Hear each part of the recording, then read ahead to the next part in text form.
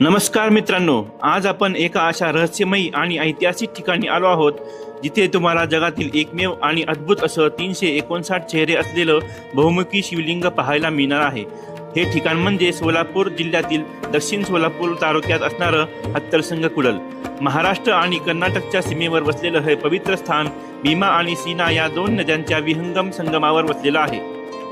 1997-98च्या दरम्यान पुरातत्व विभागाने या परिसरात उत्खनन केले, तेव्हा जमिनीखाली गाडलं गेलेलं 11व्या शतकातील हरिहरेश्वर मंदिर आणि हे अद्भुत शिवलिंग सापडलं।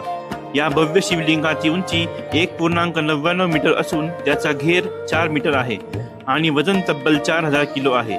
हत्तरसंग कुडलचे बहुमुखी शिवलिंग हे कालचक्राचे प्रतीक मानले जाते, कारण यावरील 360 मुखे वर्षाच्या 360 दिवसाचे प्रतिनिधित्व करतात असे तज्ञांचे म्हणणे आहे। या शिवलिंगावर कोरलेल्या प्रत्येक मुखाची भावाभिव्यक्ती, डोळ्यांची रचना, मुखमुद्रा, शिरोभूषण आणि आक्रोश, हास्य, गंभीरता यांची छटा वेगळी आहे।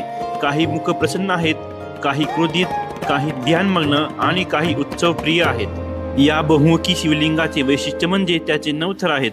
प्रत्येक थरावर 40 मुखे कोरलेली आहेत।